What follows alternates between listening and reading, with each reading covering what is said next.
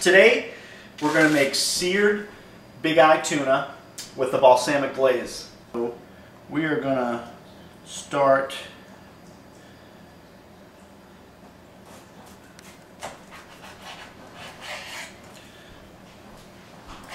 one piece there, and then we're going to take another piece here.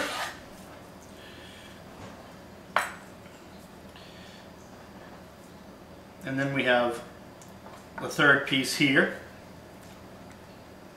Now that we have that, we're going to take our small plate here. I'm going to wash my hands.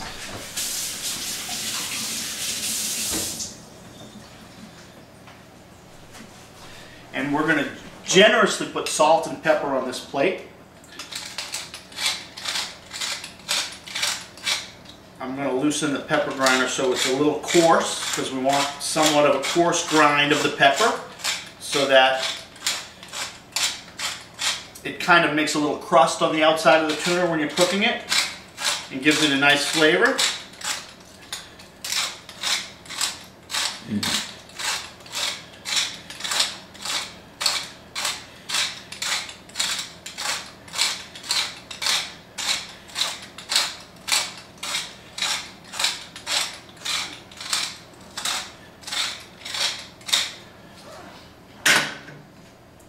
So the first thing I'm going to do is salt the fish with some kosher salt. And we're going to put a little bit of salt on every side of the fish. That way it's nice and seasoned, even a little bit on the ends.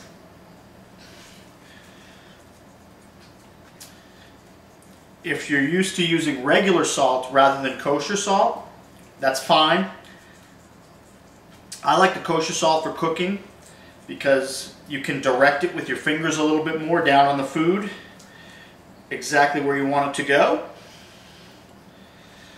Don't want to oversalt it, but you do want to have a nice seasoned outside. Next, we'll start with this big piece, and we're going to press it into the pepper.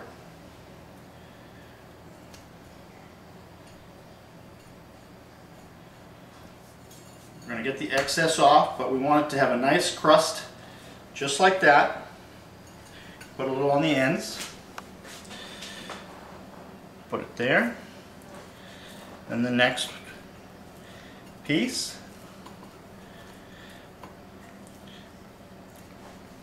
I'm going to need a little bit more pepper on there, so I'm going to wash my hands.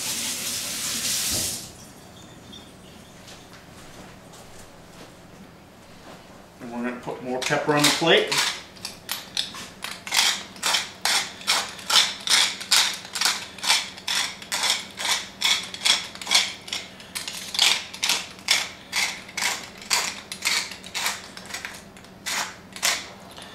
There. Then we can finish getting this seasoned up. Get the ends too. And then the last small piece.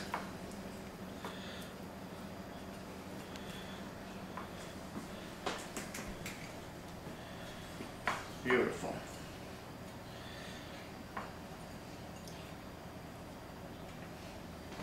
We'll put it here.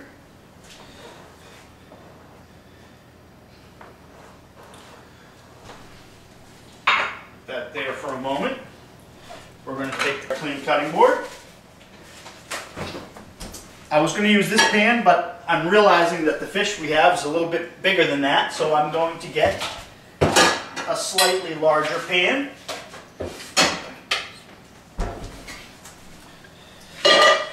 And we're going to put this on good and high. We are going to put this on high to medium high.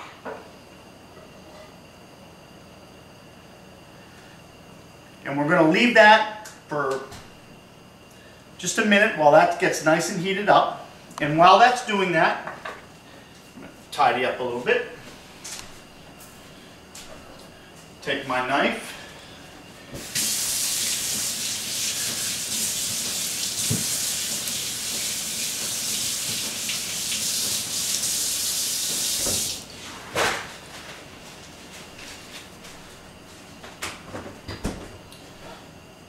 That way I'm all ready to sear that. I'm going to go ahead and get my plate that we're going to serve it on. Get that ready.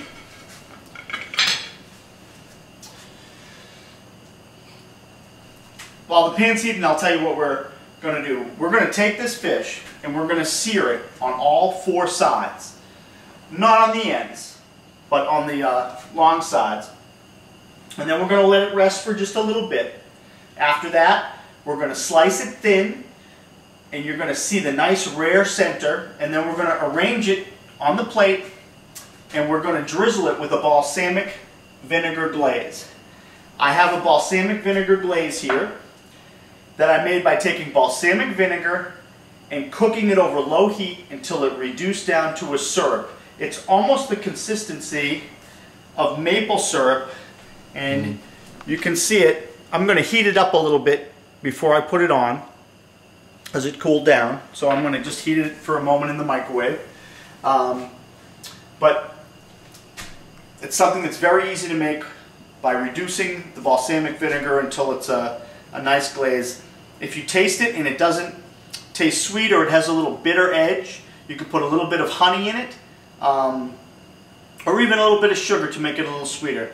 But the idea is you want the beautiful fresh fish with the peppery exterior, and then the little bit of sweet glaze on the top, and then we're going to lay it out nicely on the plate. And I don't know if you can see it in the camera, but the pan is almost getting hot enough, starting to smoke. We're going to wait until it's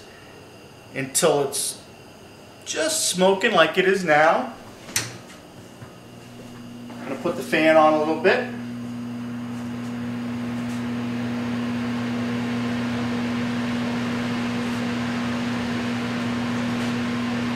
This is a recipe that makes a little bit of smoke, so don't worry. We're going to put a little bit of olive oil in the pan, not too much.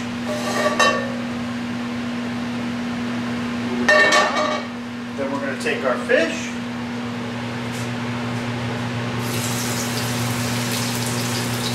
Place it in the pan.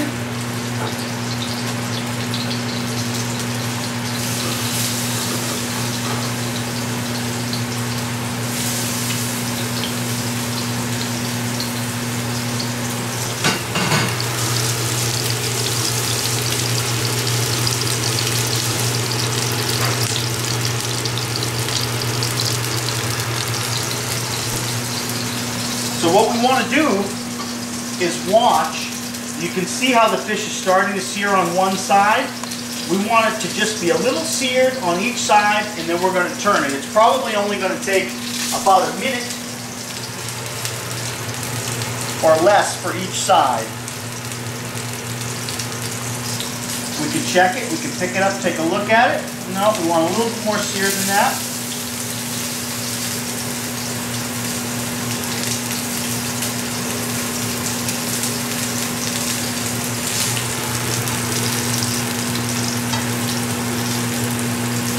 Then once you've got a good sear and you're ready, you turn it over to the next side.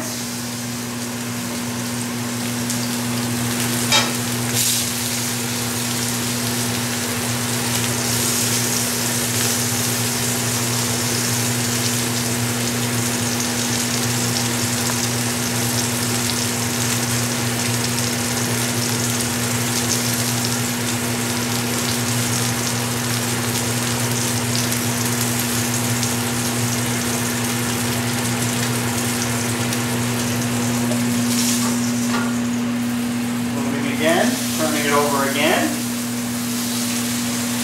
The smaller piece I'm going to turn a little quicker because it's thinner and I don't want it to cook all the way through.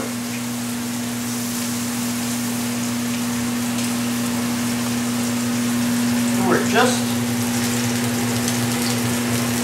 about 3/4 done. turn this one to final stage. Oops.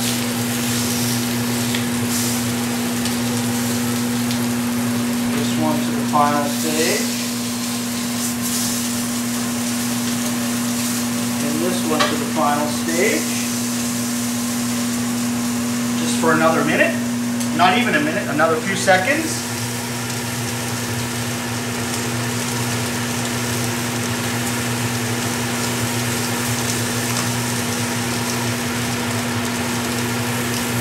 Turn the fan up just a little bit so we don't smoke the house out too much. If you have an outdoor grill or an outdoor burner, it's a great thing to do outside. Alright, this is done. Take one piece off, take the next piece off, take the next piece off. Turn our pan off.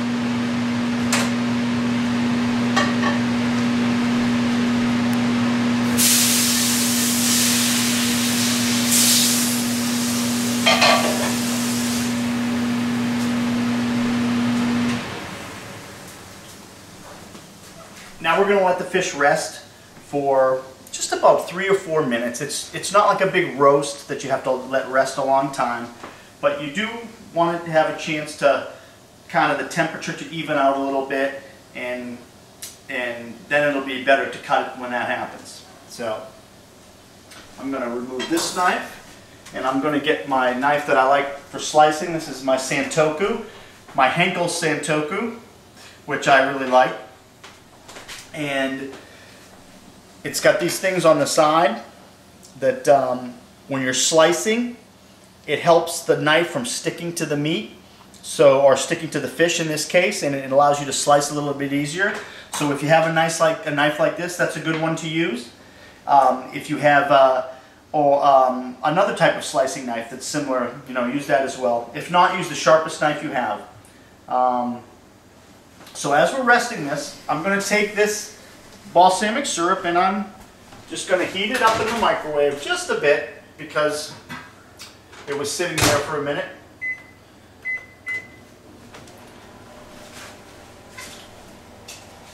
After we sear the tuna, after we slice the tuna, we're going to move it over here, move this stuff out of the way.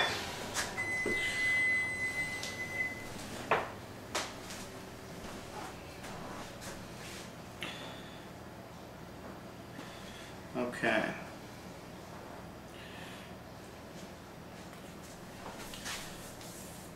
Give it just another moment.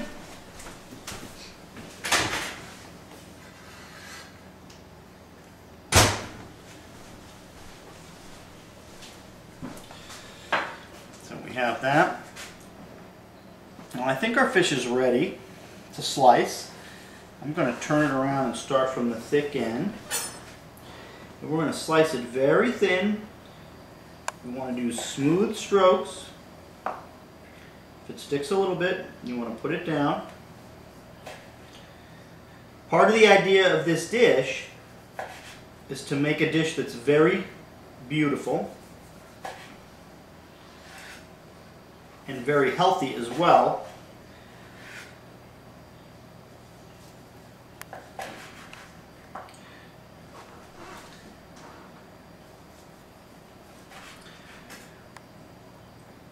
Normally I slice things faster, but I'm being very gentle here because it can split sometimes and not look as nice.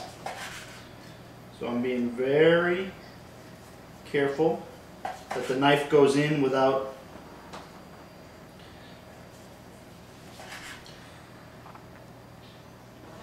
there.